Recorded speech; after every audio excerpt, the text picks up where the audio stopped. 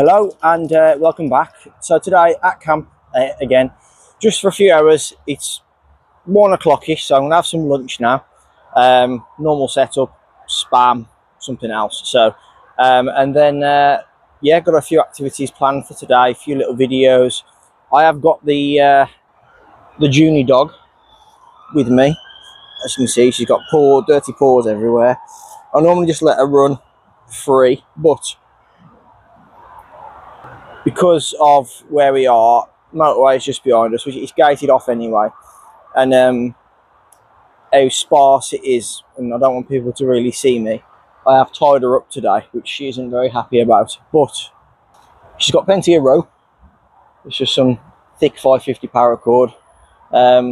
Yeah, so she can wander around the camp here and everywhere. So yeah, so it's gonna be a nice little afternoon, really. Just yeah, cooking up some food and just chilling out, really. So hopefully the motorway isn't too loud on the mic. I am kind of facing away from the motorway, so hopefully when I do record stuff, there won't be too much background noise.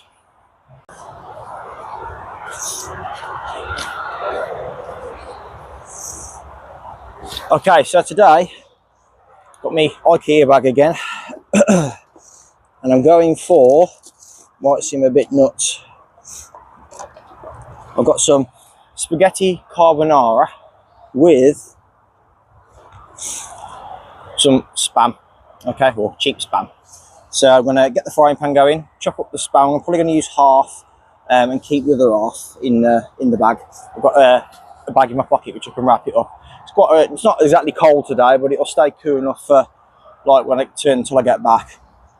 I did bring a couple of eggs in there in case I wanted that instead, but I think I want to go for the spaghetti carbonara and some spam. So I have got my little utensil bag, which consists of a homemade spatula, a spoon, some tongs, and the main thing I need for now is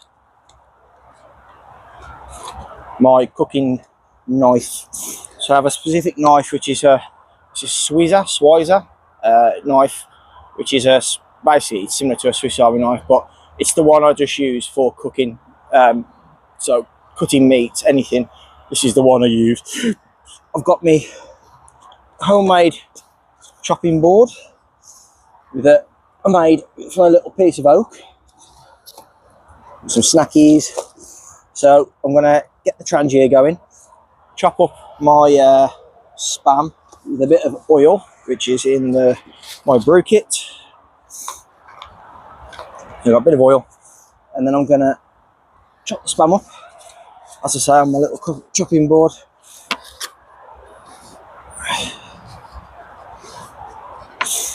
And then yeah, go from there. So take the key off,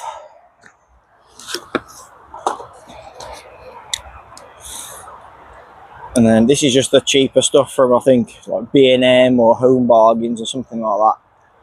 So just gonna get the key in there, twist off around the tin, and as I say, I'm going to use around about half of this, so I can put the rest back in that bag and it'll stay fresh for a bit. I'm going to do a little bit extra for my Junie dog. Yes, because you're here, aren't you? Waiting patiently.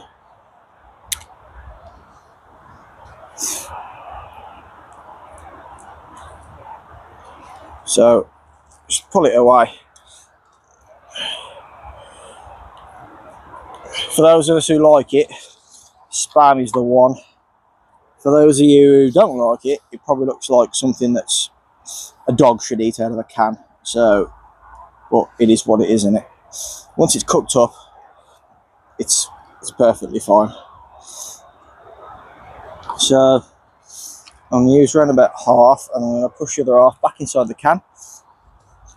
And this is just going to get chopped into little cubes to throw in the frying pan. So chop it up.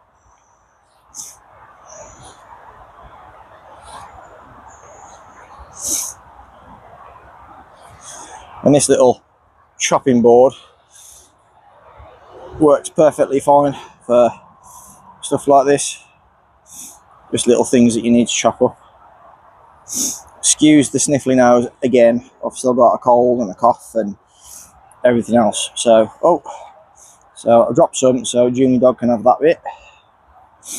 So that'll do. So I can go there. Junior can have those 3 to keep her going. There we go. Now, do I have a lighter? That's the main thing. Oh, no, I forgot my lighter by the looks of it. I have got another one somewhere, but flint and steel, always in the pocket.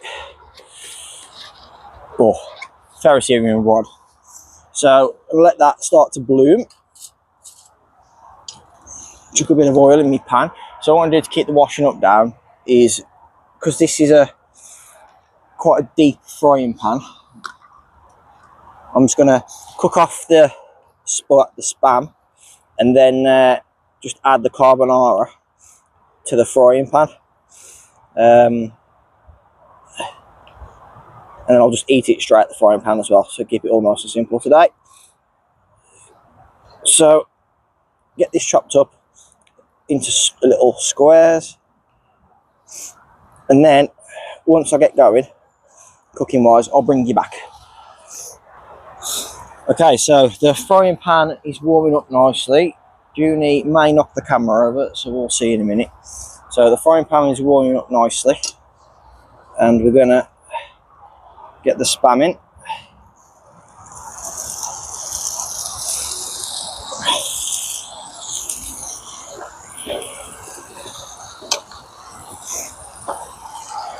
So as you can hear, the spam is sizzling away.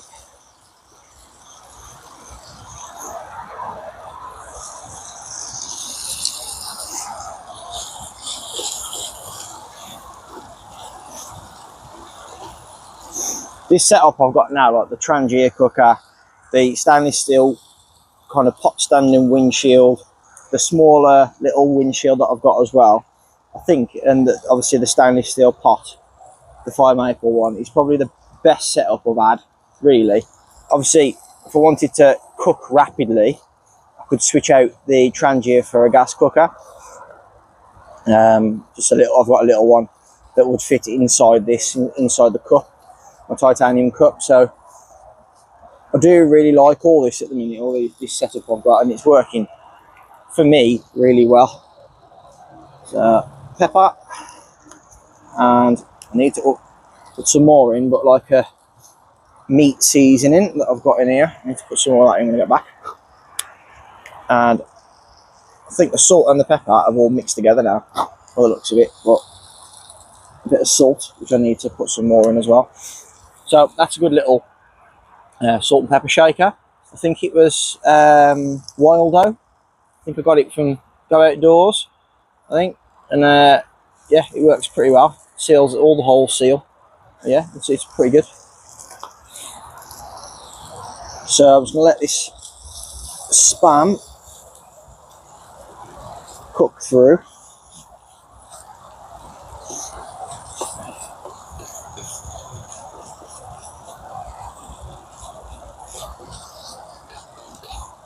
And as I say, I'm just going to empty the spaghetti carbonara straight in and let it warm through.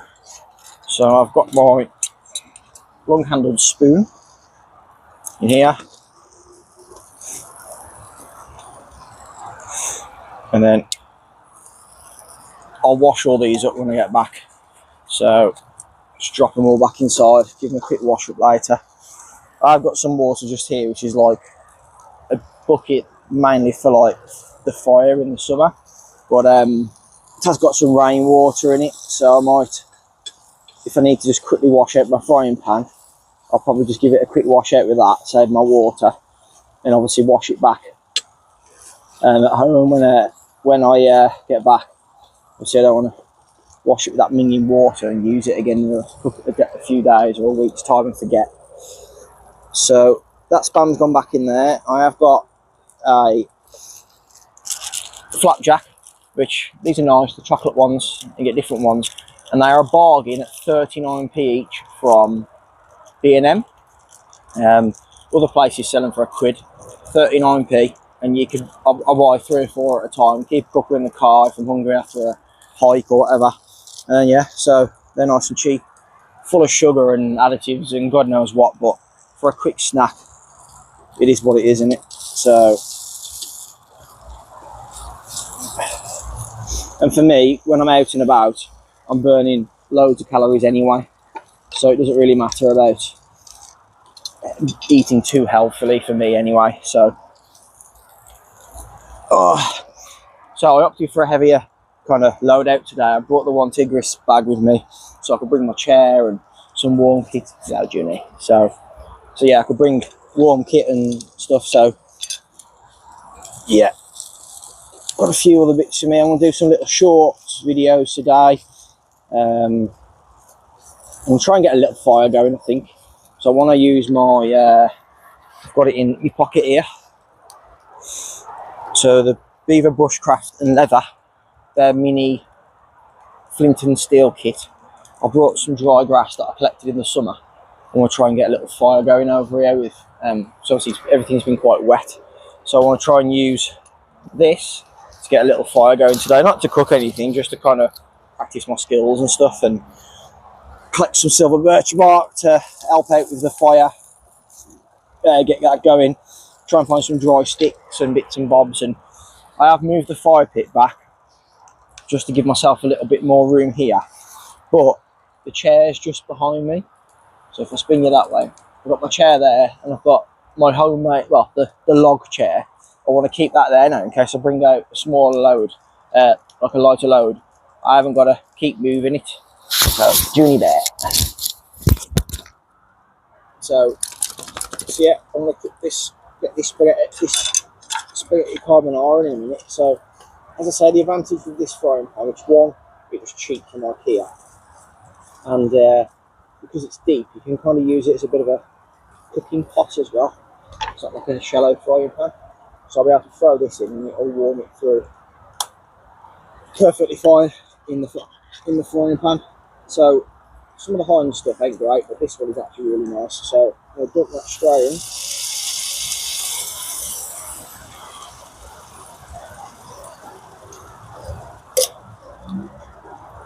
So I am going to get that wash out from that water, and then I'm just going to give this a mix around.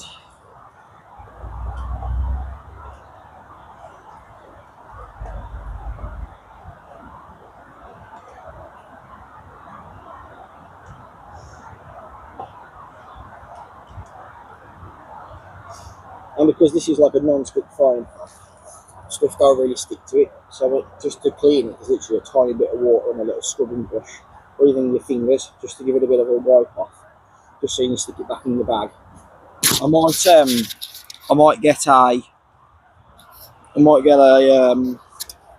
might make myself what's the name for it, a bag eventually, but for now, not so much. So get this cooked up, get it eaten, and then crack on with a couple of little bits. Okay, so food's cooked and it looks all right. So I do like this one actually. So I'm going to get this down my neck, and then we're going to crack on with a few little activities today around camp. Okay, so had my food, had my coffee. I've packed my kit away. So the stuff that I don't need on the brew kit, my billy pot, frying pan. Usually once I've finished using it, it goes straight back in the bag. Reason being is just camp admin, keep everything together, keep everything from getting lost, dirty, etc. So I'm going to go and collect some dry twigs. I know of a beech tree just off behind you now, that's always got little bits hung up, which is obviously they're a lot drier and dead, obviously dead and fell off. So I'm going to get some bits. I'm going to get some birch bark, and I'm going to have a little crack at using my beaver leather. So beaver, bushcraft and leather works. Mini fire stick again.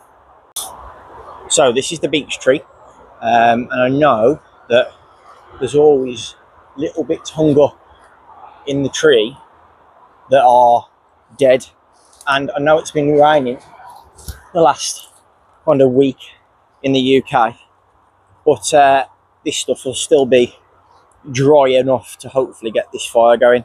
So there's loads just down here. Look, you can see it's all loose stuff that's off the ground, which should hopefully be a lot drier. Something I have noticed quite a lot of around here is these little holes, and obviously these where squirrels have been digging trying to find their nuts that they buried. So as you can see, there is squirrel sign around here. I've seen quite a few around the area, so I'm going to collect some more of these beech little thin bits and some birch bark from over there, and then I'm going to have a crack at getting a little fire going. Okay, so in the red bag here, the waterproof bag, I've got some dried out grass from last year. If you haven't seen this before, this little bag I use is a veg bag from like Sainsbury's or whatever. We use one. They're like 20p, something like that. And this is where I keep my dried grass, and then I can keep it inside, indoors, to keep it dry. Sorry, to dry it out if it's a bit wet. I have got a big old cramp ball or King Alfred's cake fungus, which is really dry at the minute, so I might try and get the fire going using that as well. So just try a bit of that as well. So what I'm going to do is I'm going to take some of my dry grass, pop it to one side. You need quite a bit, and then obviously I put a waterproof sheet down to keep everything drying off the floor. So that's that bit. Now this is the Beaver bushcraft and leather kit, the mini flint and steel kit. But this little tin here, it's just a tin that I got from McDonald's from one of my lads for the Happy Meal, and in here is just extra stuff for the flint and steel, some amadou, some waxed rope, to like the what you call it, the natural fibre string rope, whatever it is. There's some sulphur spills in there as well, and some amadou. So that's just some extras that I'll keep in my pocket. So I've got my dry grass, which I'm going to create a bird's nest to get it going. I've got some larger sticks and some thinner sticks. I've also collected a load of birch bark as well, which I'm going to throw on the on top of the grass once it gets going, hopefully. So what I'm going to do is I'm going to open up my kit. I'm going to get a piece of flint, my steel, which is the little mini dragon one, which is ice, and I'm going to try using a piece of char cloth. And if I can do it, I'll show you a sulphur spill as well. So I'm just going to use my lid and my little tin to collect everything together. So I've got a couple of pieces of char cloth just in case. I've got a sulphur spill, basically the old school matches, out, so I can try and show you that as well. So I'm going to get my flint. I need a nice sharp edge of my steel, and as you can see, there is sparks coming off. Okay, so nice strikes down. Right, so I'm going to try using some char cloth first. So char cloth on top. I've got everything ready. I've got extra piece of char cloth, and I've got some King Alfred's cake, which I'm going to try as well. And then basically, there you go, straight away, char cloth's lit. So I'm going to try transferring this onto this King Alfred's cake. So it's below, and as you can see, it's burning away. So pop that there. I'm going to try both of these, blowing these into a flame together. So and break off a piece of that. Pop that in the grass. So don't rush yourself. Get everything ready, and then see it smoking.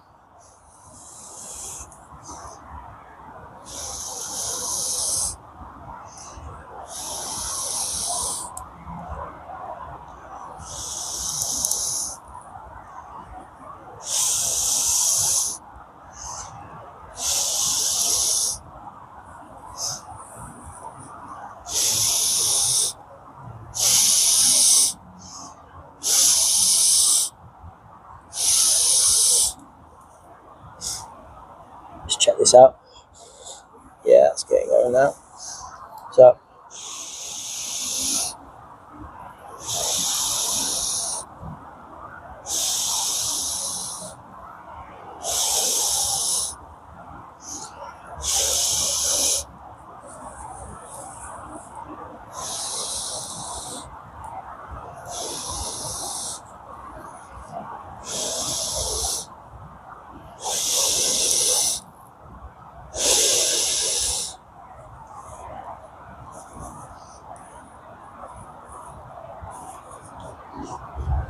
So it's not quite gone yet. So I'm going to stick another piece of chocolate in there.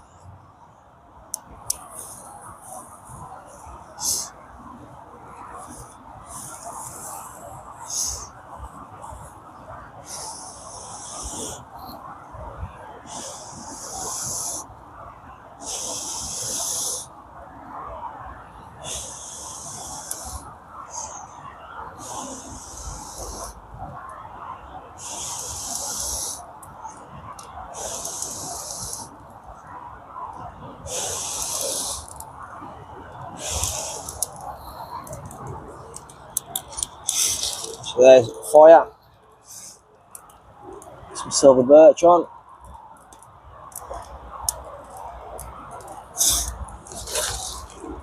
And let's see how we get on getting this going.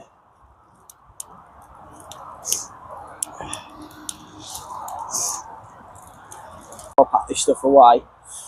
So the sulphur spill, you can't strike a sulphur spill. It doesn't work like that. So what you have to do, you have to have a piece of char cloth or something burning first, then it'll do it off. You can light the spill then. So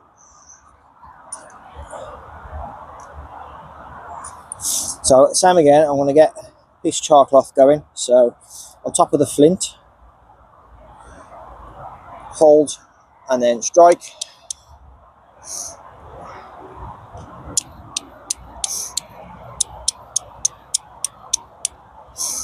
There you go. Now what you do now is you hold the sulphur spill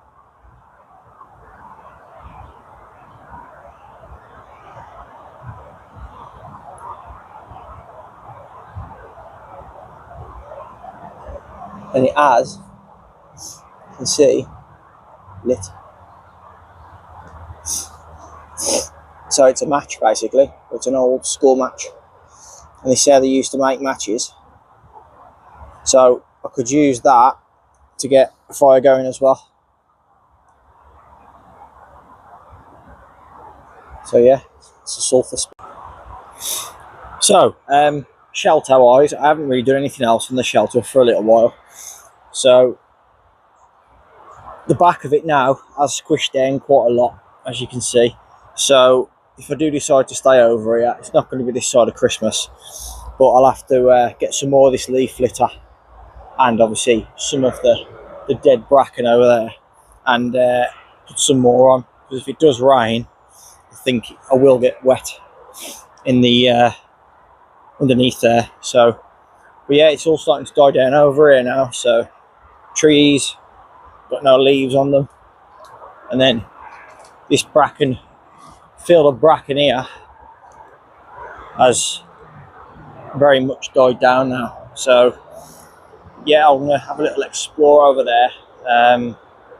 You see there's an apple tree there which I didn't know about until the end of the season, so I'll have to keep my eye out for that next year. But yeah, so still I don't think there's any activity coming from these holes. Looks like there's runs, but I just can't see any footprints or anything. I might have to stay over here a bit later one of the nights to see if I can see any sign of anything. I know in the summer last year when I started coming over here there were runs through the grass that are flattened all down. So yeah, we'll have to see if we can see anything. But yeah, woodland's looking a lot barer now, and yeah, so into the winter months now. So I'm going to start doing some tree ID with my field guide studies that I've brought with me today. So I'm going to start doing a bit more of that, so I'm getting used to it. Junie dog wrapped up as per usual. Go here, Junie dog. Okay. Yeah, good girl. Oh, easy tiger. Easy, easy, easy, easy. So yeah. So before I shoot off, because it's getting a bit chilly and Junie's getting a bit cold, just thought I'd go through a few kind of knots and bits for putting up a ridge line for your tar, and a knot for tensioning off the side of your tar guy out points. So the simplest way to attach your line to one side of to one tree is with a carabiner. Okay, so let's wrap it round. These are just old climbing carabiners. I've got two. So you just wrap it around the tree and then tie the other one off with some kind of knot. So that's the simplest way. Obviously, if you haven't got a carabiner, you can just use a simple slipped overhand knot. Okay, so around the tree, and it's as simple as a slipped overhand knot. So it's just an overhand knot with a bite on it, so you can cinch it down, it stays there, and then when you want to undo it, you just literally pull on the standing end, this working end. Okay, so you can make that a bit more secure by putting a figure of 8 in it. So you do an extra twist, and that puts an extra loop there, and it creates a figure of 8, so it's a little bit more secure than just that one loop. And same again, pull on this end here, and then it's quick release and it undoes. So they're two of the simplest knots to use for attaching a rope to one end of a rope to a tree that doesn't need to be tensioned off. So those 3 knots. There are loads of different ways. Can do a timber hitch as well, which means no knot at all. So a timber hitch is a hitch. So wrap the rope around the tree, go underneath with the working end, this end, and put it back through the hole. And all you do is just wrap it around the actual rope itself, so back on itself, and the friction will hold the rope underneath here, and as you pull it tight, it holds itself. Okay, and that will not come undone. Okay, so, and then to get it undone, it's simple as just loosen it off and just unwrap it. So that's not even a knot. So there's 4 ways of attaching a rope to a tree, and if you don't mind messing around feeding stuff through, you can just use a loop at the end, wrap it round, and just feed the rope through there. I mean, another version is you put a stick through there. I'm just going to use my carabiner for now. Put my stick through there, and then that holds. So there's loads of different ways, versions that you can attach a rope to one end of a tree, rope to a tree that doesn't need to be tensioned off. So what I'm going to do now is I'm just going to tie off this rope to a tree just over here, and then I'm going to show you how to tension off the rope. So I'm just going to show you how to tension the rope so your ridge line becomes nice and tight and in the centre of the tree.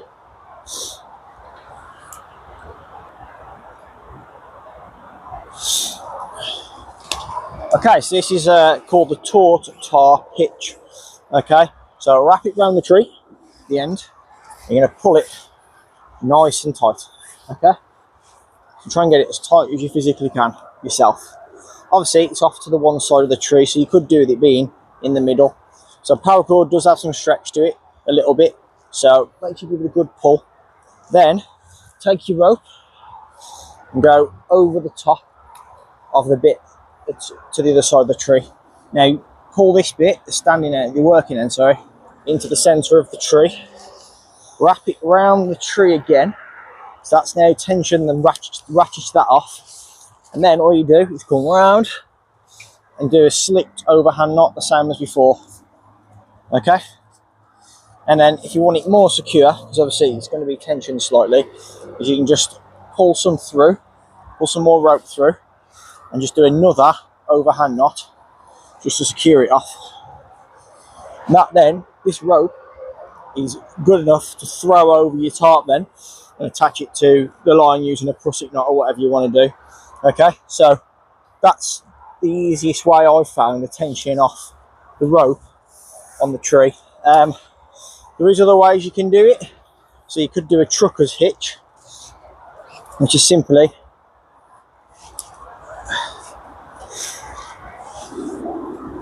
you're creating a ratchet. Okay, so you pull it back on itself. So here you're going to create a hitch. Okay, so you're just going to literally put a loop in the line, feed this part through, and then make sure you've got enough space to ratchet down on it, and then same again, just pull it nice and tight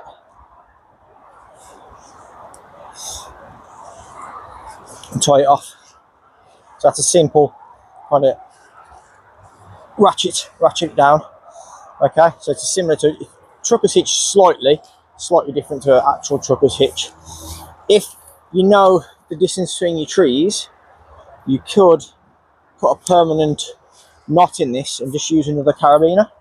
So if you wanted to do this permanently and you know you need X amount for your trees, you can put a knot in like so, get your extra carabiner like that, wrap it round, and then your carabiner acts as the ratchet, then ratchet down, and then same again,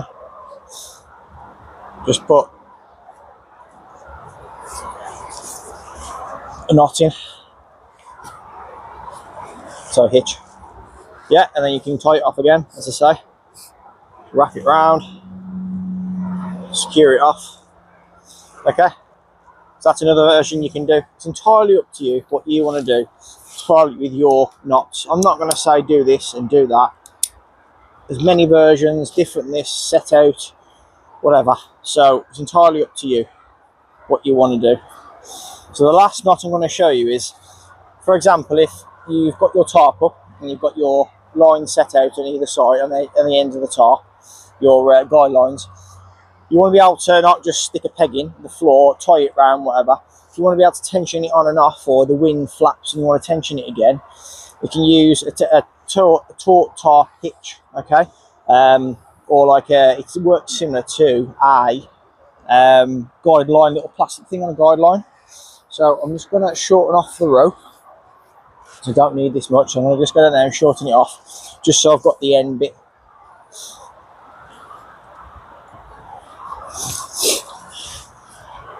Okay, so now I've just got the end that I need, okay? So that's just enough. So all I'm going to do is take this working end and go over the top of the standing piece of this rope just here. I'm then going to wrap this working end around the standing piece, which is the bit that goes around the tree, 2 or 3 times, however many times you want to do it. Let's do 4 times because it's a bit thicker rope. It works better with thinner rope. Then, this is the way I do it. There are lots of different versions. I take the working end and go over both rope then, both pieces of rope, and then just pull through using a slipped hitch. Now, if it does look like it's going to slip and not tension, so you could, that's going to slip, you could put a stick through there and tension it off. So now, how this works is, the more pressure you put on this knot here, where the wraps are, it'll grip on to the rope, the standing bit.